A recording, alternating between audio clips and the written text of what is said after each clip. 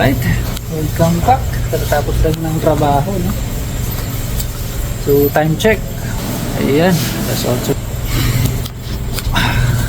lamig-lamig yun. Negative 30.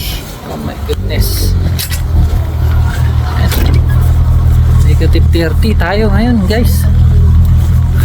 Yan, no? Malakas ang hangin. Okay. So, pauwi na ng bahay.